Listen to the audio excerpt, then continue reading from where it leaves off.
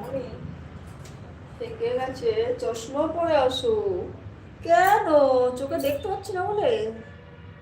ওটা ফুল কুমারী, ফুলকালি, আমি তো সেটাই তো বললাম। ফুলকপি। আমার কাছে চশমা নেই, বুঝেছো? একটা চশমা যদি দিয়ে যান তাহলে ভালো হয়।